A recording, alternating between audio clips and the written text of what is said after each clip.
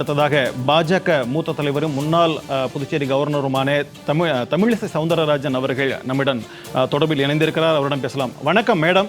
தற்போது மாணவர்களின் போராட்டம் காரணமாக மத்திய கல்வி அமைச்சர் தர்மேந்திர பிரதான் தனது பதவியை ராஜினாமா செய்திருக்கிறார். இது குறித்து உங்களுடைய பார்வை என்ன மேடம்?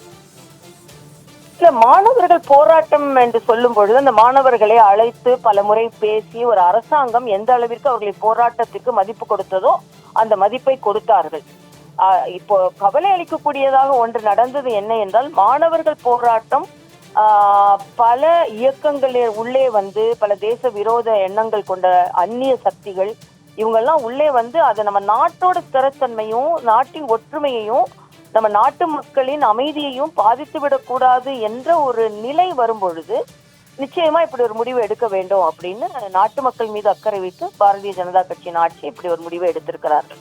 ஆனா அதற்கு முன்னாலேயே மரியாதைக்குரிய பாரத பிரதமர் இந்த கசிவு என்பது இந்த கசிவு ஏன் உடனே தடுக்கப்பட்டது என்றால், அது நல்ல மாணவர்களுக்கு திறமையான மாணவர்களுக்கு கிடைக்காமல் போய்விடக்கூடாதே அப்படின்றதுதான். ஏன்னா அந்த திருடப்பட்ட மாணவர்களுக்கு இடம் போய்விடக்கூடாது என்பதில் மரியாதைக்குரிய பாரத பிரதமர் மிக மிக அதிக அக்கறை எடுத்திருக்கிறார். இன்னும் சொல்ல போனா ராணுவ ஹெலிகாப்டர்ல கொண்டு பேப்பரை கொண்டு போகும்போது எல்லாம் கிண்டல் வேற பண்ணாங்க.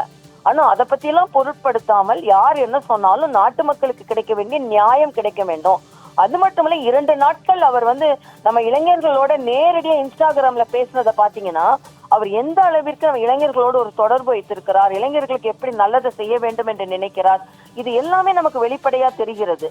அதனால் இது மரியாதைக்குரிய பாரத பிரதமர் இந்திய மாணவர்கள் மீது அக்கறை என்பது ஒன்று. இன்னும் இந்த மாணவர்களின் போராட்டம் என்பது இந்த நாட்டோட ஒற்றுமையை வேறு இயக்கங்கள் வேறு சக்திகள் உள்ளே குலைத்து விடக் கூடாது என்பதில் அதிக அக்கறையோடு செயலாற்றி இருக்கிறார் என்பதைத்தான் நாம் இங்கு சொல்ல வேண்டும்.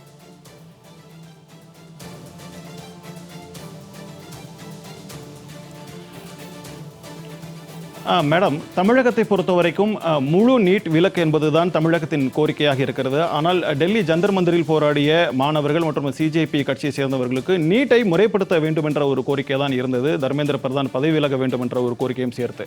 ஆனால் இந்த நீட்டை முறைப்படுத்துவதற்கு வரும் காலங்களில் மத்திய அரசு என்னென்ன மாதிரியான நடவடிக்கைகள் எடுக்கக்கூடிய வாய்ப்பு இருக்கிறது மேடம்? இல்ல, இதுல ஒன்று நல்லா கேள்வி கேட்டீங்க, சரியான கேள்வி.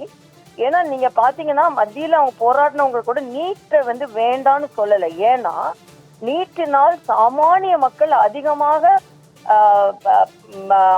இடம் கிடைக்கிறது, அதனால் பயன் அடைகிறார்கள் என்பது இப்பொழுது அதிகாரப்பூர்வமாக நிரூபிக்கப்பட்டிருக்கிறது. அதனாலதான் உச்ச நீதிமன்றம் போன்ற நீதிமன்றங்களே இவ்வளவு பேர் எழுதும் போது நியாயமானவர்களுக்கு கிடைக்க வேண்டும் என்பதும், ஒரு சாதாரண அரசாங்க உத்தியோகத்திற்கு என்ட்ரன்ஸ் எக்ஸாம் வைக்கும் போது ஒரு உடம்பையே நிர்வகிக்கக்கூடிய ஒரு மருத்துவர்னா, இதுக்கு முன்னால மருத்துவர்கள் இல்லையா, இதுக்கு முன்னால நீட் இல்லையானா, வர வர மருத்துவ உலகம் சவாலானதாக மாறி வருகிறது. அந்த சவாலான மருத்துவ உலகில நீங்க பாத்தீங்கன்னா இப்போ புதிதாக உள்ள அறிமுகங்கள், புதிதாக உள்ள விஞ்ஞான வளர்ச்சிகள், இவையெல்லாம் பார்க்கும்போது மிக மிக மிக அதிகமான விற்பனர்கள் தான் அதை நிர்வகிக்க முடியும் என்ற ஒரு சூழ்நிலை வரும் பொழுது அதற்கான பரீட்சை வைக்கப்படும். இப்ப எல்லாரும் ஐஏஎஸ்ஆ போயிட முடியாது இல்லையா, எல்லாரும் ஐபிஎஸ்ஆ போயிட முடியாது இல்லையா, அதே மாதிரி எல்லாரும் மருத்துவரா போயிட முடியாது இல்லையா. அதனால இந்த என்ட்ரன்ஸ் எக்ஸாம்ல யாருக்கும் மாற்று கருத்து இல்லை. இன்னும் சொல்ல போனா இன்னொரு கருத்தை நான் சொல்றேன். மரியாதைக்குரிய முதலமைச்சர் அவர்கள், தமிழக முதலமைச்சராக இருந்த ஸ்டாலின் அவர்கள் நீட் வேணாம் அப்படின்னு அன்றைய முதலமைச்சராக தெலுங்கானா முதலமைச்சருக்கு கடிதம் எழுதும் போது தெலுங்கானா முதலமைச்சர் என்ன சொன்னாருன்னா, இல்ல நான் நீட் வேணான்னு சொல்ல மாட்டேன், ஏன்னா சாமானிய மக்கள் மருத்துவம் படிக்க ஆரம்பித்து விட்டார்கள். 2-3 நாளைக்கு முன்னால ரேவந்த் ரெட்டி அவர்கள் சாமானிய மக்கள் மருத்துவம் பெற்றிருக்கிறார்கள் என்று ட்வீட்டே பண்ணியிருக்கிறாரு. அதனால தமிழ்நாட்டுல நீட் வேணாம் என்று சொல்வது நிச்சயமாக அது ஒரு அரசியல் நாடகம். அந்த நாடகத்தை திமுக நடத்தி பார்த்தாங்க, அது அவங்களால முடியல. அதனால நீட் வேண்டாம் என்பது இந்தியா முழுவதும் யாரோட கோரிக்கையும் இல்லை, அதை முறைப்படுத்த வேண்டும் என்பதுதான் எல்லாரோட கோரிக்கை. அந்த நீட்டினால் சாமானிய மக்கள் பலன் பெறுகிறார்கள் என்பதை இந்திய மக்கள் உணர்ந்திருக்கிறார்கள். மேடம், தற்போது வட இந்தியாவில் நீட் தேர்வுக்கு எதிராக எந்த ஒரு பெரிய ஒரு எதிர்ப்பும் இல்லாமல் இருந்த ஒரு நிலையிலிருந்து தற்போது நீட் தேர்வுக்கு எதிராக போராட்டங்கள் வரக்கூடிய அளவுக்கு தற்போது நிலைமை மாறி இருக்கிறது. எதிர்காலத்தில் முழு நீட் விலக்கு வேண்டும் என்ற ஒரு கோரிக்கையை முன்வைத்து இந்த போராட்டங்கள் தொடரும் என்று அரசியல் விமர்சகர்கள் தெரிவித்திருக்கிறார்களே, இது குறித்து உங்களுடைய பார்வை என்ன சார்? என்ன மேடம்? அப்படி இது ரெண்டு விதங்க. இதுல ஒன்று இது உச்ச நீதிமன்றத்தின் தீர்ப்பு, மத்திய அரசின் தீர்ப்பு கிடையாது. அது மட்டுமல்ல, இன்னைக்கு உலகம் முழுவதும் மருத்துவத்துறைக்கு என்ட்ரன்ஸ் எக்ஸாம் வந்துருச்சு. நான் ஒரே ஒரு கேள்வி நேற்று என்னோட ட்விட்டர்லயும் கேட்டிருந்தேன். இன்னைக்கு சாமானிய +2 மார்க்ல மட்டும் வாங்கும் போது எத்தனை அரசாங்க மருத்துவ பள்ளி மாணவர்கள் மருத்துவக் கல்லூரியில சேர்ந்துட்டாங்க? இல்ல, நாமக்கல் போன்ற இடங்கள்ல பணம் அதிகம் உள்ள மாணவர்கள் நிறைய டியூஷன் ஃபீஸ் கட்டி +1 படிக்காம +2 மாத்திரம் படிச்சு நிறைய மார்க்க காமிச்சு அவங்க வாங்கினாங்க. அவங்க மருத்துவத்துறைக்கு உள்ள போகும்போது அந்த மருத்துவத்துறையில அவங்க படிக்கிறதுக்கு ரொம்ப சிரமப்படுவாங்க.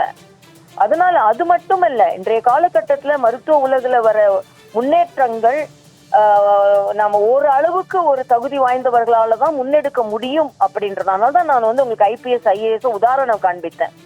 ஒரு நிர்வாகத்தை நிர்வகிக்கிறதுக்கு ஒரு என்ட்ரன்ஸ் எக்ஸாம் வரும்பொழுது நாட்டுல தலை முதல் கால் வரை ஒரு உயிரையே காப்பாற்றக்கூடிய ஒரு மருத்துவத்துறைக்கு எப்படி என்ட்ரன்ஸ் எக்ஸாம் இல்லாம இருக்க முடியும்?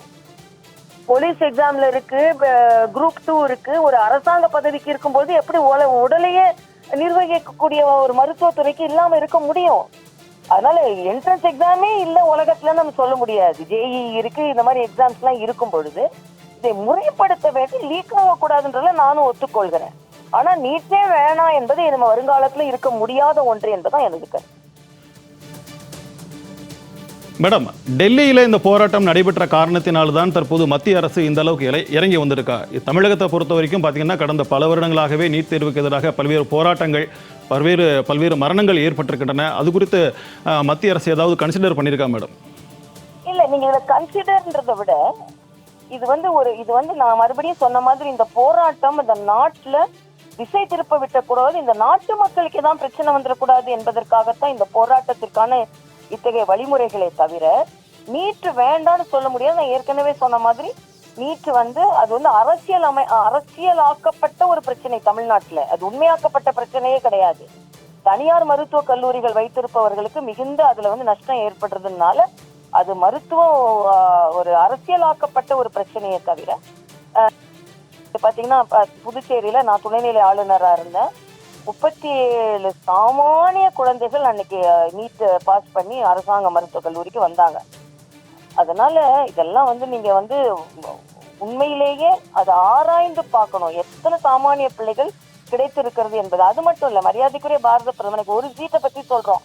இன்னைக்கு 1,50,000 சீட்டை அதிகப்படுத்தி இருக்கிறார் அண்டர் கிராஜுவேஷன்ல. அப்படின்னா இதுக்கு முன்னால உள்ள அரசாங்கத்துல 50,000 பேருக்கு தான் கிடைத்துக்கிட்டு இருந்த வாய்ப்பு இன்னைக்கு கூட 1,50,000 பேருக்கு கிடைக்குது.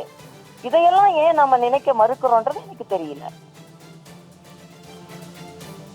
மேடம், தமிழ்நாட்டில் நீட் தேர்வு காரணமாக நடந்த உயிரிழப்புகள் அரசியலாக்கப்பட்டதா நீங்க சொல்லியிருக்கிறீங்க.